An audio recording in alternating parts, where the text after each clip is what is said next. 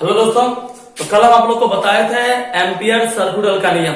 यदि आपसे कोई पूछता है कि एम्पियर सर्कुटल का नियम क्या है, तो आप लोग को याद हो चुका है। किसी भी बंद परिपथ में, है ना, किसी भी बंद परिपथ में कोई भी चाहे किसी भी प्रकार का बंद परिपथ हो, क्लोज सरफेस हो, तो उसमें चुंबकीय बल क्षेत्र के रैखिक समाकलन का मान, है ना, किसी बंद परिपथ में चुंबकीय बल क्षेत्र के रैखिक समाकलन का मान, है ना, उसमें प्रवाहित विद्युत धारा और हवाई निर्वात माध्यम की चुंबकशीलता के गुणनफल के बराबर होता है। उसे हम लोग क्या कहते हैं दोस्तों? एम्पियर सर्कुटल का नियम कहते हैं। क्लियर हो गया यहां तक? चलिए अब हम आप लोग को दिखाते हैं दोस्तों फॉर्मूला प्रूव करेंगे एम्पियर परिपथ नियम का फॉर्मूला प्रूव करने के लिए दोस्तों सबसे पहले फिगर बनाएंगे हम लोग। चूंकि क्लोज सरफेस बोला है तो एक क्लोज सरफेस लेंगे, बंद सतह ले लिए, ठीक है। बोला है सवाल में क्लोज सरफेस ले लिए, मध्य बिंदु O, त्रिज्या R,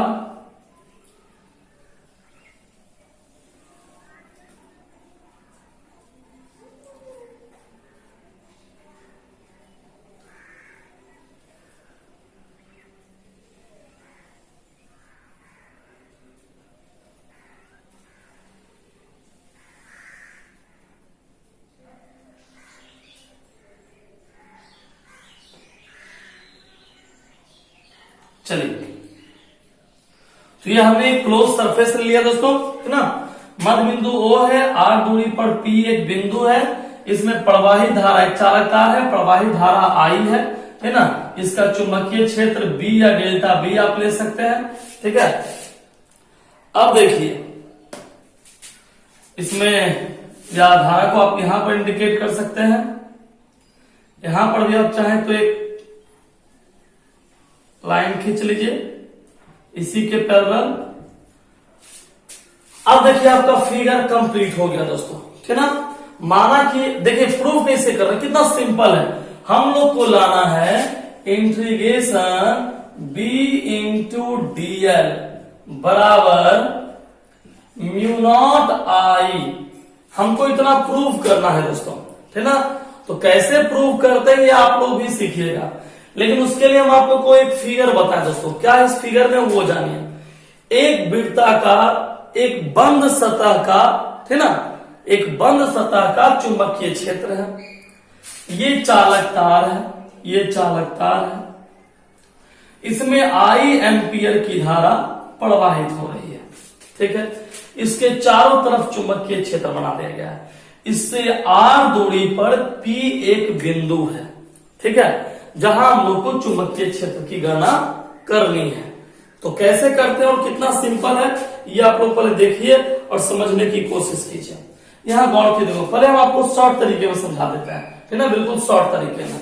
यहां गौर करना, integration B into DL ampere सर्कुटल law को हम लोग प्रूव कर रहे हैं। कितना आसान है वो सिर्फ आप यहां देखिए, ठीक है। अब देखिए ये B चुंबकीय क्षेत्र सदिश राशि है ना। DL तो यहां पर ये डिस्प्लेसमेंट वेक्टर हो गया, है ना, ये डिस्प्लेसमेंट वेक्टर हो गया, एक विस्थापन सदिश के रूप में है दोस्तों, है ना, इसकी लंबाई। तो यहां पर ले लिए सदिश राशि। अच्छा ये बताओ दोस्तों, यहां पर देखना, यहां पर डॉट प्रोडक्ट है, तो आप सोच के बताइए कि जब यहां डॉट प्रोडक्ट होगा तो कौन थीटा देंगे। ये तीर का चिन्ह हटाएंगे तो कौन थीटा देंगे, तो आपको पता है दोस्तों। चलिए हम नीचे लिख लेते हैं। आपको पता है कि BDL जब ये डॉट प्रोडक्ट रहे तो कॉस थीटा, ठीक है दोस्तों। अच्छा देखिए ये दोनों समांतर है ना, ये दोनों समांतर है, तो समांतर में बताइए कोण कितने डिग्री का बनता है? 0 डिग्री का बनता है। BDL cos 0, cos 0 का मान कितना होता है दोस्तों? 1 होता है। बच गया BDL, क्या बच गया? BDL। अब देखिए दोस्तों समझना है, ये B है ना, हम आपको क्या सिखाए, शुरू से फिजिक्स में हम आपको सिखाए हैं कि जिसमें डी ना लगा रहे, अर्थात जो कांस्टेंट वैल्यू है उसको आप बाहर निकाल लीजिए। तो बी आ गया बाहर, अंदर बच गया कितना, dl। बी आ गया बाहर, अंदर बच गया dl। अब देखिए बी का मान रखिए, इस बी मतलब चुंबकीय क्षेत्र। तो देखो चालक तार पतला है, एक पतले सीधे, ये बिल्कुल पतला चालक तार है ना। एक पतले सीधे चालक तार के कारण किसी बिंदु पर चुंबकीय क्षेत्र का जो मान होता है वह μ0/4π इंटू 2I/r, ये सूत्र होता है दोस्तों, ठीक है। अब देखिए किसी पतले सीधे चालक तार के कारण किसी बिंदु पर, ये पतले सीधे चालक तार के कारण किसी बिंदु पर चुंबकीय क्षेत्र का सूत्र होता है μ0/4π 2I/r, ठीक है। इंटू dl है, तो आपको तो पता है कि dl का मतलब हो गया, dl का मतलब नीचे जीरो, चूंकि आकार कैसा है, वृत्ताकार है, तो वृत्त की परिधि का सूत्र क्या होता है 2πr। जानबे करते हो नीचे न्यूनतम ऊपर मैक्सिमम लेते हैं, μ0/4π 2I/r। अच्छा जान, एक चीज तो आप लोग को पता है कि ऊपर से नीचे हम लोग घटा देते हैं, ये बात आप लोग को पता है ना कि ऊपर से नीचे हम लोग घटा देते हैं, बीच वाले को हटा दीजिए, 2πr-0 ये हट गया, ऊपर से नीचे घटा दिए, μ0/4π 2I/r इंटू 2πr। देखिए 2 दूनी 4 से 4 कट गया, पाई से पाई कट गया, r से r कट गया, क्या बच गया दोस्तों μ0I। आ गया ना आंसर, देखिए आपके सामने आंसर आ गया। तो कितना आसान था, एक बार फिर से समझा दें, एक बार फिर से समझा देते हैं। सबसे पहले b इंटू dl, ठीक ना। b सदिश राशि है, चुंबकीय क्षेत्र, dl उसे लंबाई तो होता है अदिश राशि दोस्तों, लेकिन ये डिस्प्लेसमेंट वेक्टर है, ठीक ना। ये एक विस्थापन सदिश के रूप में लिया गया है, ठीक ना। तो इसकी लंबाई सदिश राशि बन गया, डिस्प्लेसमेंट जहां विस्थापन तो सदिश राशि है।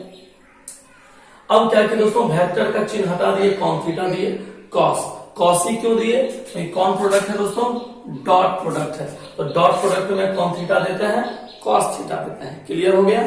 चलिए अब देखिए कॉस थीटा का वैल्यूशन कितना डिग्री लिए है, 0 डिग्री।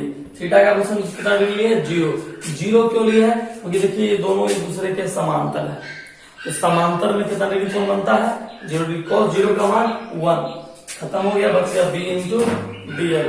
b आ गया बाहर, अंदर क्या बच गया dl, ठीक ना। अब आपको पता है b का मतलब होता है चुंबकीय क्षेत्र, b का मतलब क्या होता है, चुंबकीय क्षेत्र, अर्थात किसी पतले सीधे चालक तार के कारण किसी बिंदु पर चुंबकीय क्षेत्र का सूत्र होता है μ0/4π इंटू 2I/r। जानबे करते हो लंबाई है, तो लंबाई नीचे होता है न्यूनतम और ऊपर होता है अधिकतम, तो पूरी लंबाई कितना है वृत्त का 2πr। ये बात आप लोग को पहले से पता है कि ऊपर में से नीचे हम लोग क्या कर देते हैं, इंटीग्रेशन फॉर्म में घटा देते हैं, तो ऊपर से नीचे क्या कर दिए, घटा दिए। अब देखिए 2 दूनी 4, 4 से 4 कट गया, पाई से पाई कट गया, r से r कट गया, बच गया μ0I। तो बताइए कोई दिक्कत हुआ कहीं, कोई दिक्कत हुआ ना हुआ, लोग सीख गए। तो सबसे पहले आप फिगर उतार लीजिए दोस्तों, ऊपर में हेडिंग लीजिए, एम्पियर सर्कुलर लॉ को प्रूफ करें, सत्यापित करें। एम्पियर हिंदी में लिखिए, एम्पियर परिपथ नियम को सत्यापित करें, लिख लिए। अब आप लोग ये फिगर उतार लीजिए।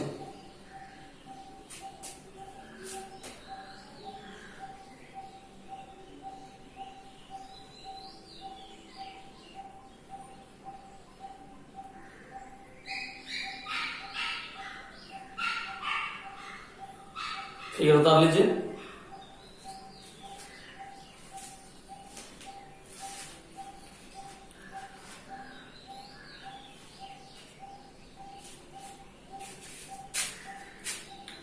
उतार लिए। चलिए बढ़िया बढ़िया है। अब फिगर के बारे में लैंग्वेज लिखिए। देखिए माना कि एक चालक तार है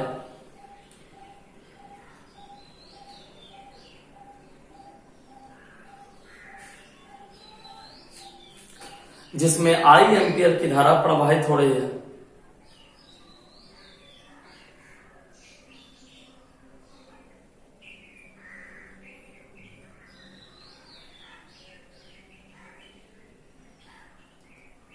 जिसमें I एम्पियर की धारा प्रवाहित हो रही है।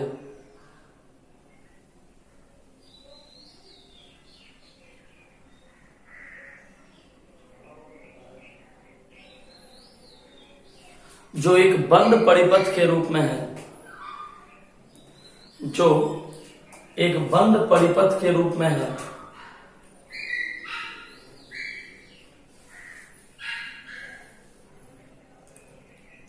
वृत्ताकार क्षेत्र से होकर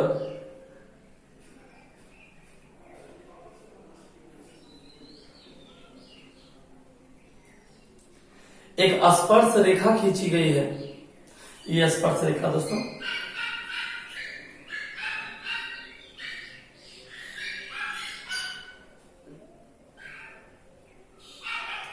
जो बिंदु P को स्पर्श करती है। जो बिंदु P को स्पर्श करती है।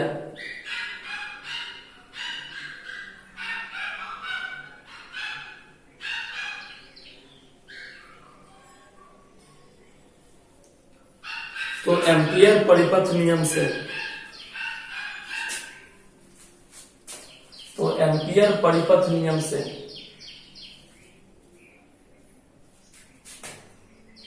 अब आप दोस्तों ये पूरा उतार लीजिए।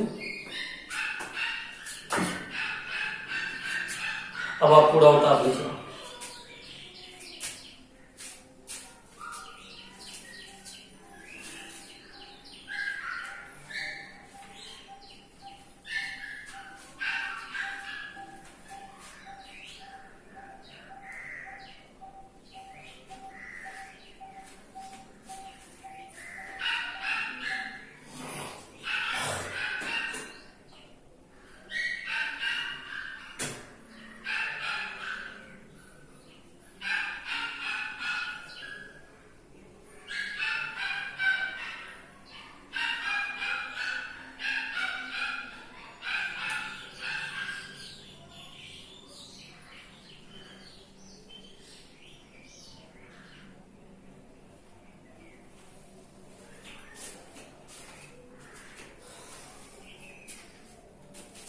ओके दोस्तों, उतार लिये इसको, जल्दी उतारिए।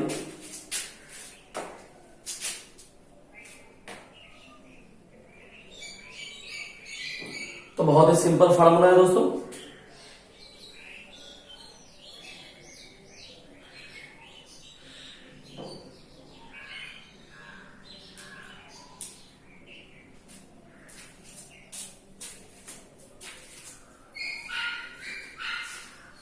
चलिए, लगता है आप सभी लोग उतार लिए।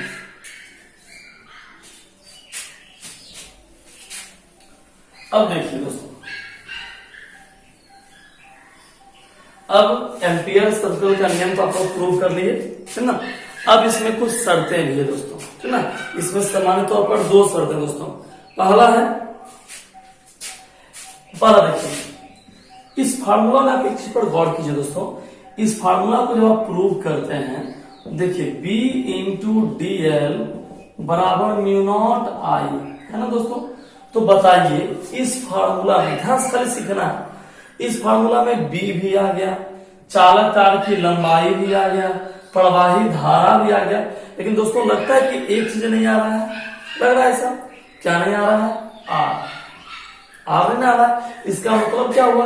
इसका मतलब हुआ कि एम्पियर परिपथ नियम जो है वह पथ की त्रिज्या पर निर्भर नहीं करता, अर्थात आकृति कितना भी बड़ा क्यों ना हो जाए, है ना, उसकी त्रिज्या पर निर्भर नहीं करेगा। तो याद रखिएगा, यदि आपसे पूछे कि क्या एम्पियर परिपथ का नियम पथ की त्रिज्या पर निर्भर करता है, तो आंसर बोलिएगा नहीं, एम्पियर परिपथ का नियम पथ की त्रिज्या पर निर्भर नहीं करता है। तो ये बात क्लियर हो गया। तो यदि आपसे कोई पूछे कि क्या एम्पियर परिपथ का नियम पथ की त्रिज्या पर निर्भर करता है, तो क्या बोलेगा? नहीं, एम्पियर परिपथ का नियम पथ की त्रिज्या पर निर्भर नहीं करता है। तो आपको पहला सत्य लिखना पड़ेगा, है ना। एम्पियर परिपथ के नियम की सीमाएं हो गई एक तरह से दोस्तों। तो स्टार मार्क करके लिखिएगा कि एम्पियर परिपथ का नियम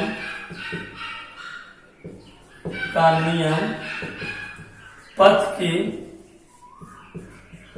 त्रिज्या पर निर्भर नहीं करता है। तो ये लाइन आप लोग को लिख लेना है दोस्तों। क्यों निर्भर नहीं करता है? तो आप कहिएगा कि सर आप फार्मूला देखिए, फार्मूला में कहीं भी त्रिज्या नहीं आ रहा है, इसका मतलब कि यह नियम पथ की त्रिज्या पर निर्भर नहीं करता। तो बात को आप लोग को लिख लेना है। लिखिए, एम्पियर परिपथ का नियम पथ की त्रिज्या पर निर्भर नहीं करता है। तो इस बात को लिख लीजिए आप दोस्तों स्टार्ट करके।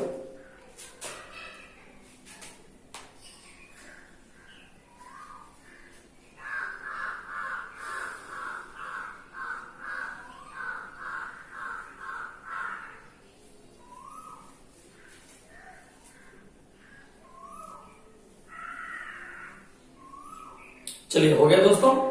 अब इसी का दूसरा लाइन है, जानते हो क्या है? यह किसी भी आकार एवं आकृति पर लागू होता है। सबसे इंपॉर्टेंट लाइन है। अगला स्टार मार्क करके है लिखना है, यह किसी भी आकार या आकृति के लिए लागू होता है। यह किसी भी आकार या आकृति के लिए लागू होता है। तो ये दो इंपॉर्टेंट लाइंस था दोस्तों, जिसको आपको एम्पियर्स टोटल लॉ में याद करना है। यदि आपसे पूछे क्या एम्पियर परिपथ का नियम प्रत्येक आकार या आकृति के लिए लागू हो जाएगा? बिल्कुल हाँ, है ना। और दूसरा क्यों? अच्छा, क्यों लागू हो जाएगा? उनकी देखो ना दोस्तों फार्मूला। यदि आपसे पूछे क्यों लागू हो जाएगा, तो आप कहेंगे सर जी इसमें चुंबकीय क्षेत्र चाहिए। अरे कोई भी आकार का आप तार लीजिए, चुंबकीय क्षेत्र उत्पन्न होगा। चालक तार की लंबाई ले लीजिए, है ना। हवा या निर्वात माध्यम की चुंबकशीलता तो फिक्स रहता है। और चालक यदि आप तार लीजिएगा, करंट प्रवाहित कीजिए, धारा प्रवाहित हो गए। तो बताइए इसमें कोई आकार निश्चित कहीं हो रहा है क्या? किसी भी आकार या आकृति का लीजिए, उसमें करंट प्रवाहित होगा। तो करंट प्रवाहित होगा तो 100% चालक तार की लंबाई में, है ना। तारे में ना करंट प्रवाहित होगा। तार चाहिए तो करंट प्रवाहित होगा, करंट प्रवाहित होगा तो चुंबकीय क्षेत्र उत्पन्न होगा, और चुंबकीय क्षेत्र उत्पन्न होगा तो चुंबकशीलता तो होगा ही। तो सब कुछ डिपेंड है, यहाँ कोई आकार निश्चित नहीं है। तो ये बात लिख लीजिए आप, यह किसी भी आकार या आकृति के लिए लागू होता है।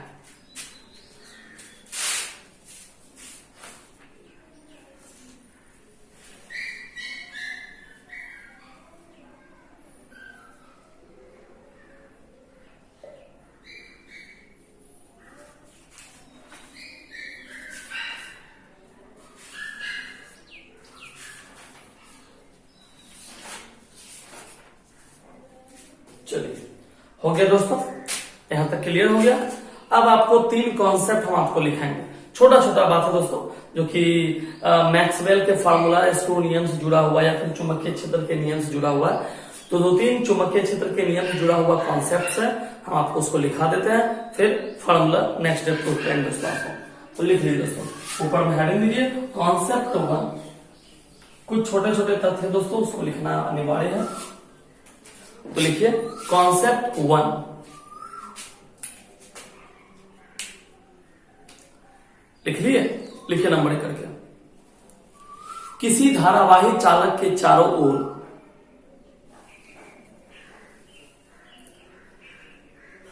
तीन कॉन्सेप्ट आपको लिखाएंगे, उसको लिख लीजिए। फिर हम आपको कल इन तीनों कॉन्सेप्टों को समझा देंगे दोस्तों, ठीक ना। तो लिखा रहेगा तो समझ में आसानी से आ जाएगा दोस्तों। पहले लिख लीजिए, किसी धारावाही चालक के चारों ओर उत्पन्न चुंबकीय क्षेत्र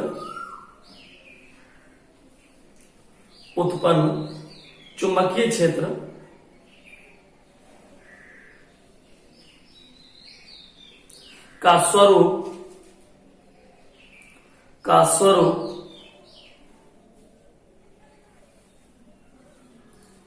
चुंबकीय बल रेखा को खींचकर, चुंबकीय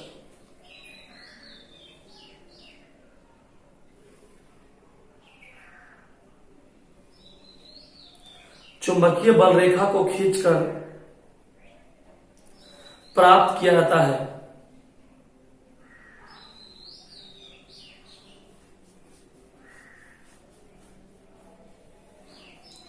प्राप्त किया जाता है।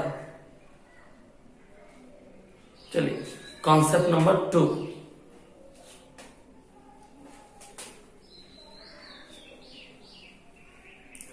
लिखिए किसी धारावाही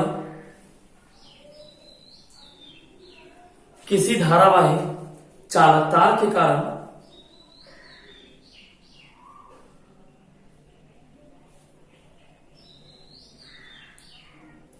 उत्पन्न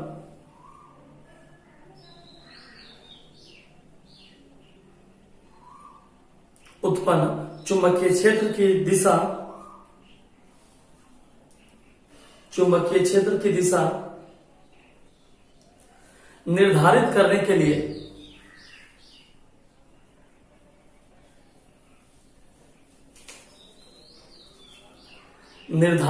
के लिए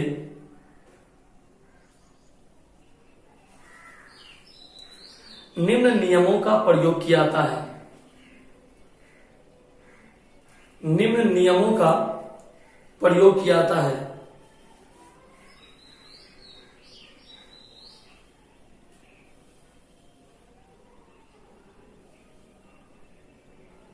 नंबर 1,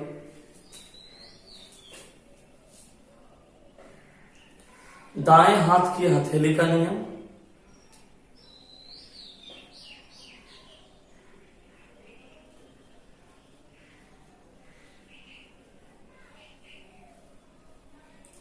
दूसरा, दाएं हाथ की बंद मुट्ठी का नियम।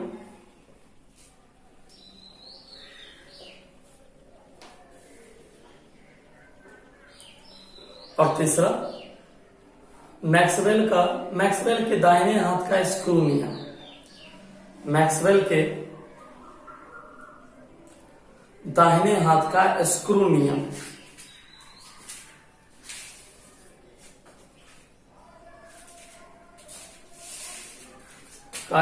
नियम हो गया दोस्तों।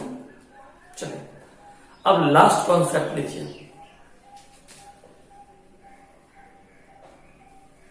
कॉन्सेप्ट नंबर 3 लिखिए। यदि किसी सीधे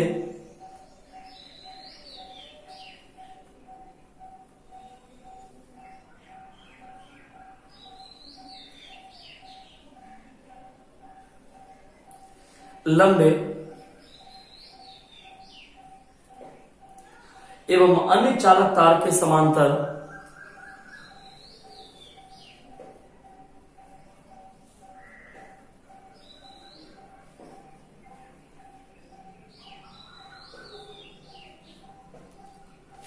किसी चालक तार को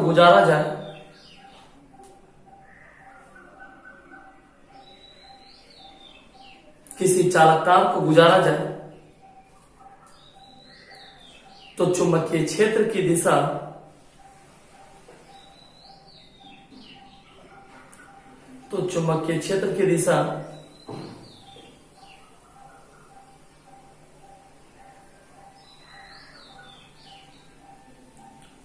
उस चालक तार की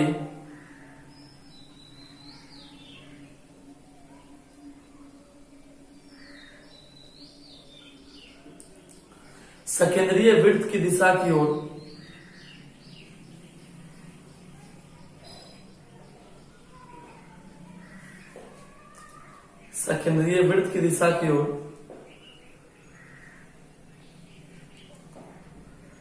प्रदर्शित होता है। चलिए दोस्तों, तो ये कॉन्सेप्ट था। अब इन तीनों कॉन्सेप्टों को कल हम आप लोग को समझाएंगे दोस्तों, और साथ ही एक नए फॉर्मूला को हम आपको प्रूव करेंगे। ठीक है, तो आप जो भी बताएं उससे दोस्तों, जहां तक कोचिंग की बात है तो आप लोग भी न्यूज में पढ़े होंगे कि शायद 1 जुलाई से कोचिंग खुलने का उम्मीद है, सरकार उस पर विमर्श करेगी, है ना। तो यहाँ तक कि मतलब हम लोग को जून तक जो है वो इसी प्रकार से पढ़ना है। हम लोग का भी थोड़ा मजबूरी, आज तक ऑनलाइन पढ़ाई नहीं दोस्तों, नहीं तो थोड़ा सा अटपटा लग रहा है नहीं, आप लोग बैठे रहते हैं तो समझाने में अच्छा लगता है, अब अकेले यहाँ पढ़ाते रहिए। खैर, तो आप लोग को जो भी दिक्कत है तो वो पूछा कीजिए कमेंट्स में, क्योंकि अभी लगभग 1 जुलाई तक हम लोग को ऐसे ही पढ़ना होगा, ठीक ना। तब तक आप लोग का ये तीसरा यूनिट समाप्त हो जाएगा दोस्तों, जो कि बहुत ही महत्वपूर्ण यूनिट है। जो भी टॉपिक यदि आप लोग का नहीं समझ में आएगा तो इसे क्लास जब खुलेगा तो आप वहां टिक लगाइएगा, हम उसको वहां पर समझाने की फिर से कोशिश करेंगे दोस्तों, ठीक।